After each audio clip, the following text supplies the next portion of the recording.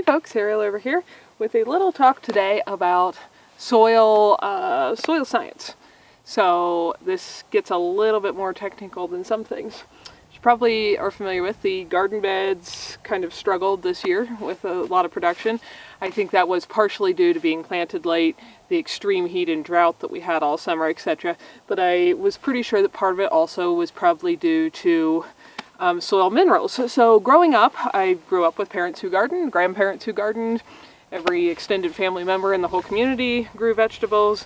So that was nothing new for me, and I've been doing whatever kind of gardening I could my whole adult life as well, whether it was a couple square feet along the edge of an apartment or whatever. And then the whole time I lived in the old clearing with the tiny house, I had the same garden. Well, started out with a different garden layout, but it turned into this one over time there. Anyhow. All of those years as a child and everything, what we did to maintain soil fertility, because I can't really grow a plant, soil can, but I need to make sure the soil has the things it needs, is to add basically compost, whether that's from kitchen scraps, manures, rotted hays, grass clippings, all those different kinds of things. And adding that does tend to be a very good foundation for keeping a lot of nutrients in your soils, especially if you're using both animal manure and human manure. Then you're not losing anything out of the whole cycle. And I've had pretty good success with that. In the old spot, I had, I'd say, really very good gardens harvest most years. And then I was introduced to a book called The Intelligent Gardener, which I think I've discussed briefly before. If I remember, I'll put a link to it down below, but you can look up that name, The Intelligent Gardener. And the gentleman in there, or Elaine Ingram, you can also look up her talks. She's probably the preeminent soil scientist in the world right now, I think, maybe.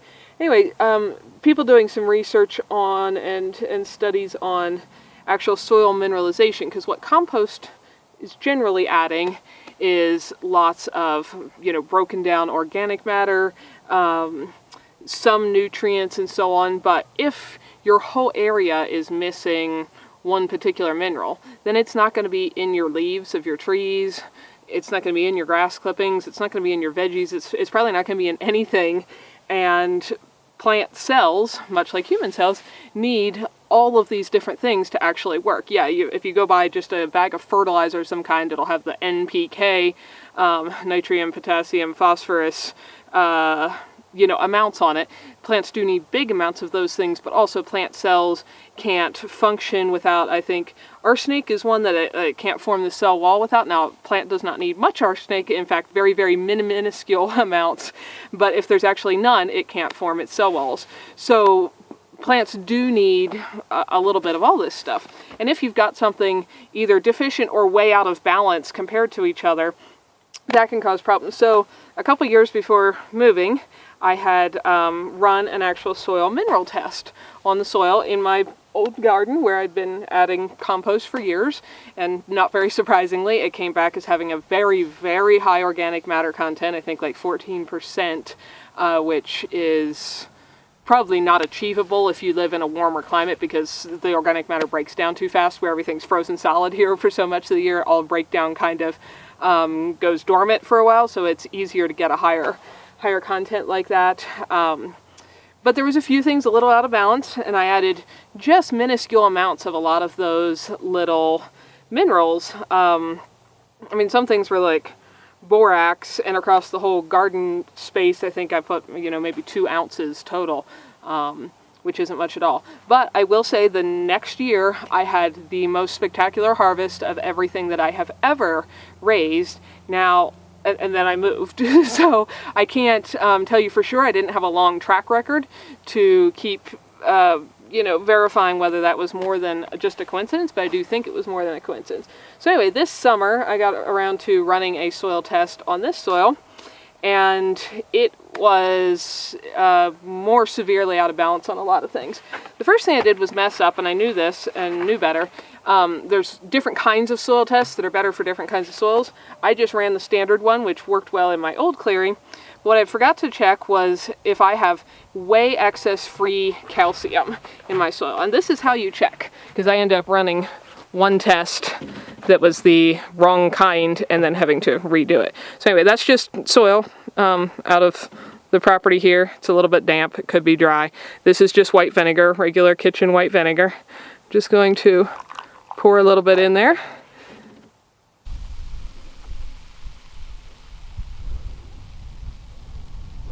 You might be able to hear that foam, and you can see the bubbles coming up. That means there's a lot of free calcium in this soil, like tons of it. If you hear or see any bubbles, even faint ones and little ones, not making tons of foam on the surface like that, your soil has a good bit of excess calcium. So, having forgotten to check on my excess calcium first, I ran the wrong test first. As soon as I got it back, I saw the results indicating, warning, you may have excess free calcium. You probably want to run a different test that better tests for that.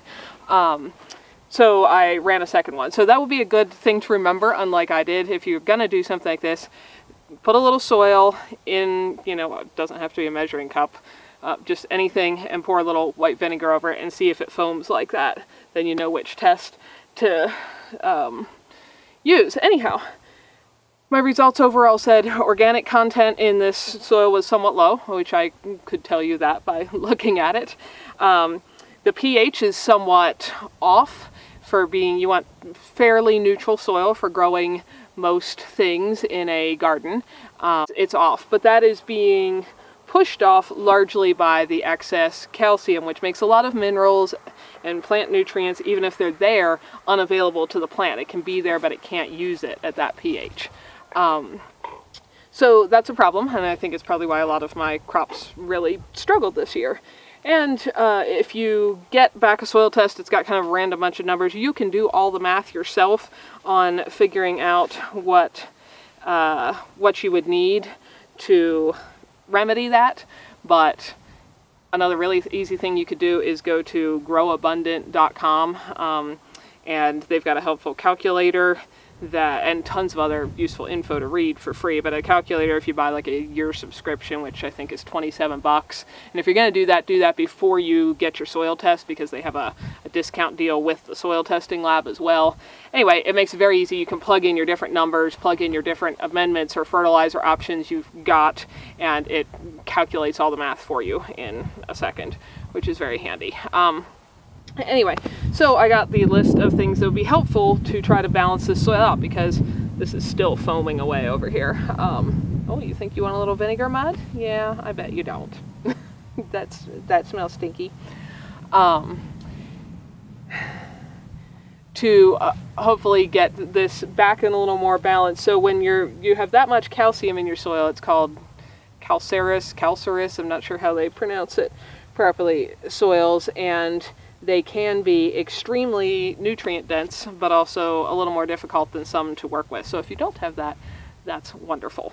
But they can also be nutrient dense if they're handled carefully. But this kind of thing is why I cringe a little bit when in different gardening groups and stuff I see people's posts of like, hey, just put lots of calcium around your tomatoes and you will definitely get a better harvest. That may be true if you've got a calcium deficiency, but if you don't know something like that, you could really mess it up, because if I poured extra calcium around anything in my garden, I'd just be making my current imbalance drastically worse, so I would not want to do that. So it's useful info to know. Now, I'm not testing everything every couple of weeks or anything, but I wanted to do a baseline to know what I was starting with this year. Now I'm going to apply the recommended little mineral amounts, and most of them are very, very tiny amounts, to the soil. And having done that and gotten all those down and a nice layer of compost on here, you can see the beds are kind of filled up, even mounded up a little bit. That'll sink a bit through the winter as the snow compresses things. I'm really hoping to have a very spectacular harvest next summer, and anticipating that that's very likely. Though you never know for sure what the weather's going to do and all the other factors involved. But that's the plan. So if you're interested in soil science stuff and learning more about this, definitely what you don't want to do is say, oh, Ariel put these things in her garden, so these are the right things, so if I put them in my garden, it'll all be good. Because you probably do not live next door to me, and so your soil is probably different than me. And just like the last thing I need is any calcium, I need the sulfur and stuff to try to help balance that out and so on. Maybe you're deficient, maybe that's what you need, and so if you did the same things as me, you would only be really imbalancing your soil. So it's worth, I think, if you're serious about gardening and producing a lot of your own food and wanting to do that with the highest quality food and the best production possible. You're a squirmy little thing. You are. I think it's worth the, $20 or so a year to run a test to see what you actually have got going on. Even if you don't do it every year, to have a baseline. I probably won't do it every year. I've got a baseline, doing these amendments, and then I'll probably do a test at some point next year to see how that, once I got, sits through a year and a winter and some earthworm activity and all that, see how it comes out, and if there's any other adjustments still recommended or not. But I probably won't continue to do it every single year, forever. This stuff is still foaming.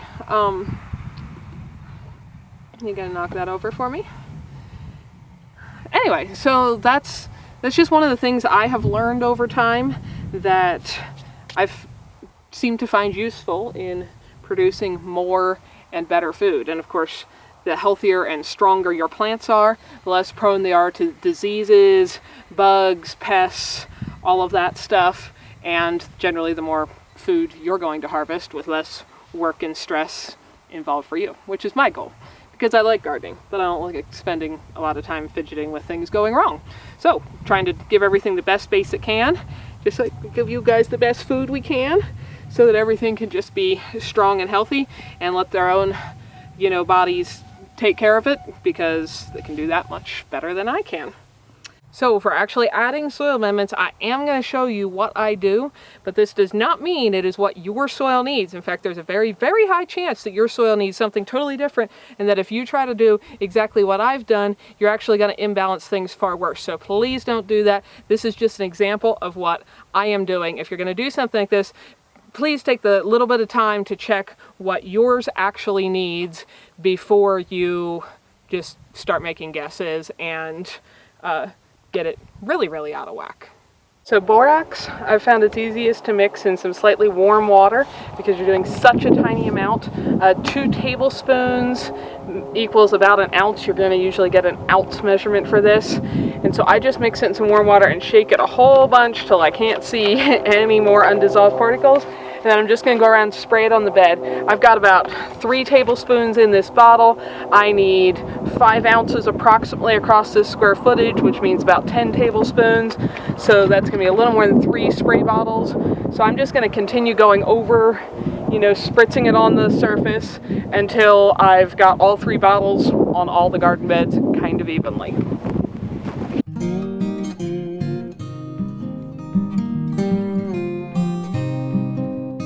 And I've found it's easier to go a little lighter the first round, and then if I have some more of my total measurement, once I've got across all of them, I can go back and do it slightly heavier. And doing this much spray bottling is a great way to get a forearm workout.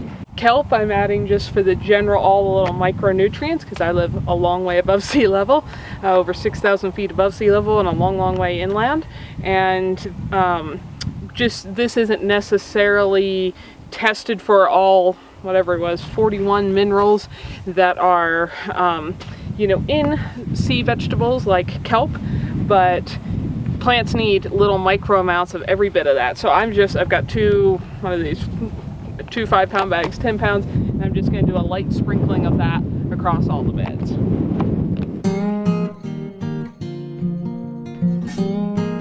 Then I'm adding feather meal.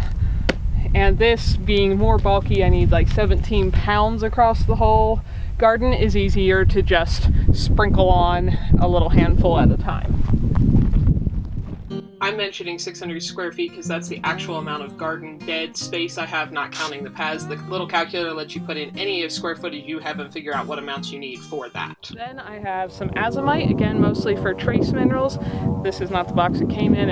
I got a much bigger bag because I want to put some around a bunch of the trees and stuff too. So I just scooped some into one of these boxes to make it easier to carry around. I only need about 6 pounds total for my whole square footage here. So this is going to be a pretty light sprinkling.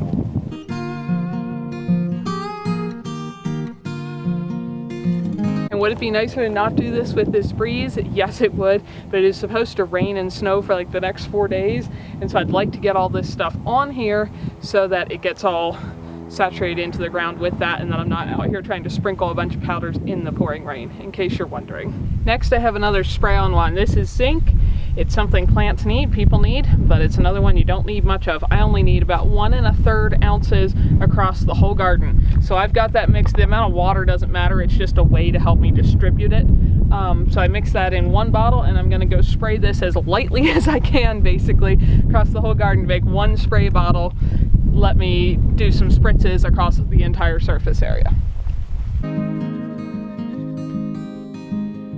And if you've never learned this, anytime you put anything in a spray bottle, as soon as you're done, wash it out really well with water and run clean water through the sprayer, and that will tend to keep them working for a long time instead of letting them plug up with crystallized whatever in there. Then a lot of these things, it's recommended to dig in. That's kind of standard practice recommendation. I don't normally dig up my beds at all, other than when I first create them. I don't normally turn over the soil any more than what happens when I pull carrots, onions, or potatoes out. So the potato beds get the most turned over that year. Everything else doesn't at all. But what I am going to do is just go through the bed surface like this and kind of work everything I just applied down in, so it's not just sitting directly on the surface.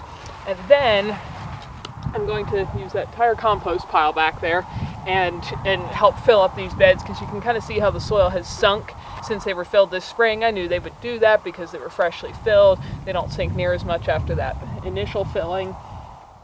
But I'm going to cover everything with probably at least 1 inch plus of compost, and then let my worms and soil life do the rest of my moving of minerals around, but I'm not going to actually till them in.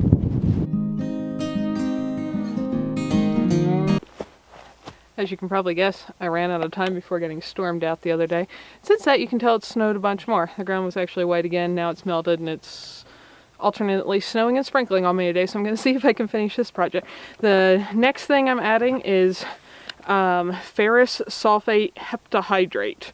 So if you're familiar with any of the Latin roots of those words, etc., that's basically iron and sulfur in form that's got hepta would be 7, so 7 H2O molecules. It's not wet, it's a powder for the garden area. Easy, baby. It was recommended that I have about 7 pounds of it. This is a 5-pound bag. I have another one as well. So I'm just going to sprinkle this. I'm wearing gloves because I was warned that this stuff can stain your hands a little bit. So anyway, again, I'm just going to sprinkle it on here if I don't get snowed out.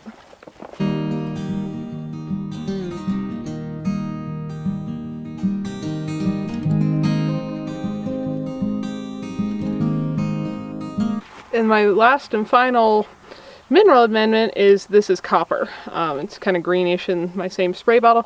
You'll probably find if you're using a little spray bottle like me, you don't want to do all your spray bottle things right in a row. Your forearm will cramp. Anyway, again, the amount of water added doesn't matter. I am trying across my 600 square feet of garden space to end up with about 15 liquid ounces of copper. So, because I know I can cover this all with about 2 spray bottles, I did about half that in here, filled it up with water, then I'll do the other half. And I'm simply doing the same thing that I did with all the other spray bottle things. Just kind of going along here and misting it onto the soil surface. And switching arms, because this is quite the good forearm workout by the time you get across the whole bed, or the whole garden especially.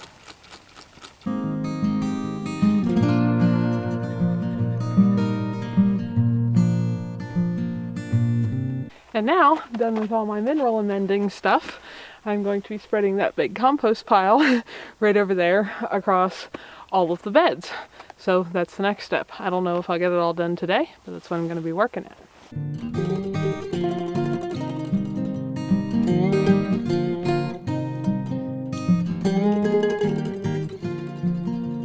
So I could use my wheelbarrow for this if I wanted, but it would just probably take me longer to load and unload it than just carry each scoop. I have eggshells in here. They often, if you put them in as whole halves, can't find a good one there, they already crumbled, whole half shells, like the way you crack them, they'll still look like that a couple years later in the compost, but they're so brittle. That's why I can't even pick it up and show them to you. And if I just give them one mush like that, which I could have done before I threw them in the pile in the first place, they just crumble up and pretty quickly you can't even see them in the soil. If there's a sticky thing that's not really fully broke down yet, I just pick those out and they go back into the pile to have more time to break down until next year. There's a good example. Those eggshells were still in a kind of a half cup shape, but they just easily crumble.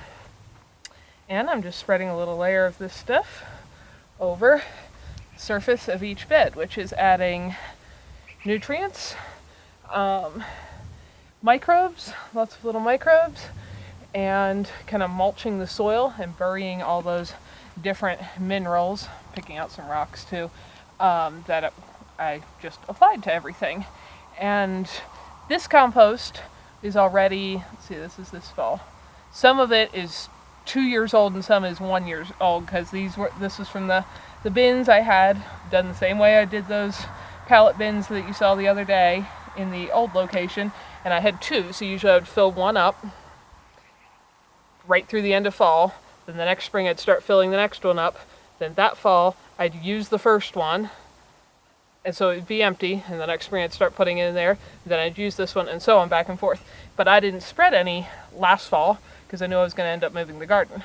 So that pile is both bins full. So one's a year old and one's 2 years old. So some of it's a little more broke down than the other, but some of the bigger chunks in here to have a little bit of that doesn't matter at all. This is making a very nice mulch layer on here and adding, like I said, lots of nutrients, microbes, and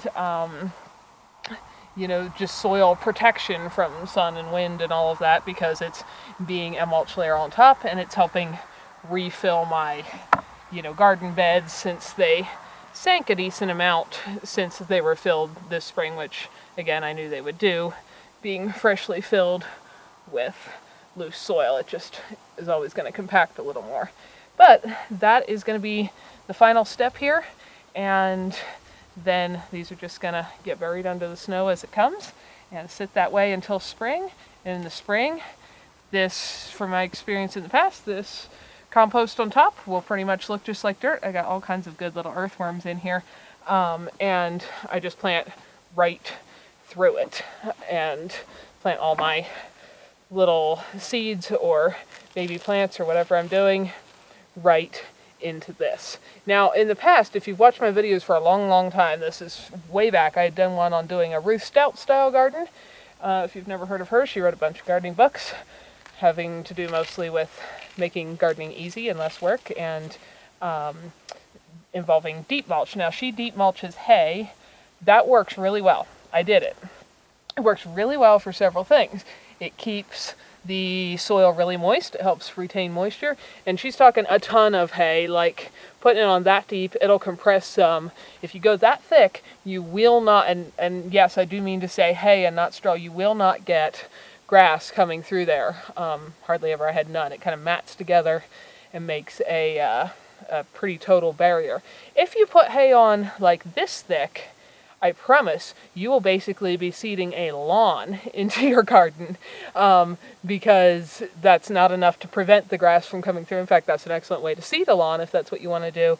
And lots of little grass seeds that are in the hay will germinate, and you will hate your life.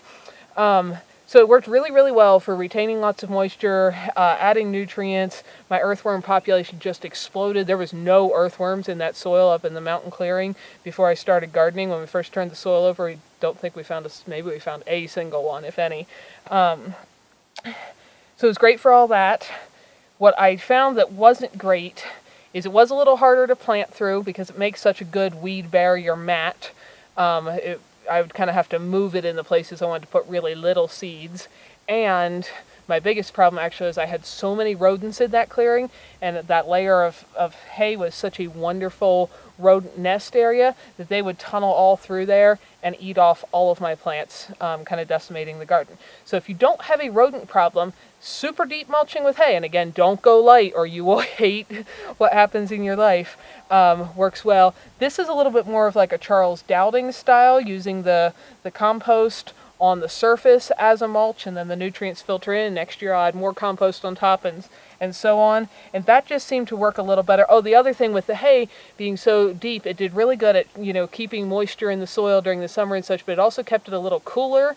So that would be a benefit if you lived in a hot area. I don't live in a hot area, so that was actually a con for me, because I need the sun to hit my soil and warm it up and keep it as warm as possible, because generally I have a hard time having it be warm enough. So this thinner layer of mostly broken down compost, as you can see, is kind of a darker color, and it's even darker than the soil, definitely darker than hay. And so instead of insulating the sun away from the soil, it helps to absorb more heat, is what I've noticed. So that seems to be working really well for me. I'm still a fan of deep mulching. I just found in my particular climate and situation, doing it with hay had some real benefits, but the cons didn't work too well for my situation, which is why I do it this way now. Now I just have the rest of the garden to do.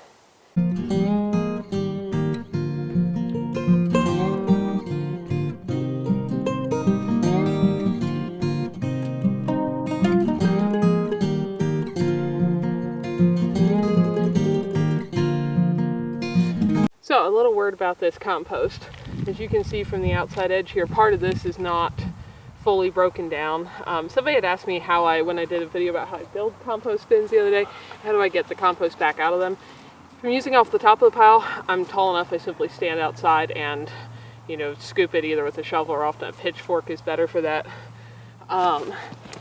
And then if it gets deeper, I just climb in the bin and shovel out into a wheelbarrow, whatever.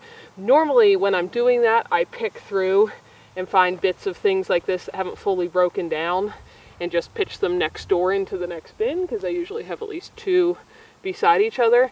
The reason I didn't go through this is because this was up in the old clearing, and we just, shoveled the whole mass out and hauled it to the new property, so it would be here.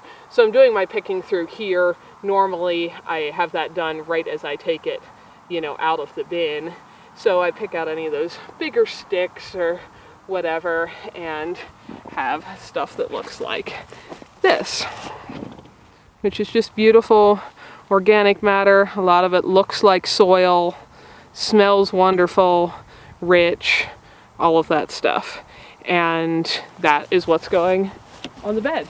Now, part of this also, when I talked about doing my 2-year rotation, some of this would normally be more broken down in 2 years, but our climate is so dry that I do usually water the compost through the summer, because it doesn't really break down during the winter. It just kind of goes dormant with all those months that are way below freezing. And so for it to break down in the summer, I add some moisture, because we just don't get enough rain to keep it moist. And this, past summer, I wasn't around to add any water, and we had a super hot, dry summer. So I'm not sure that the 1-year-old pile did nearly as much breaking down as it normally would have in that year, had I been able to get some moisture to it.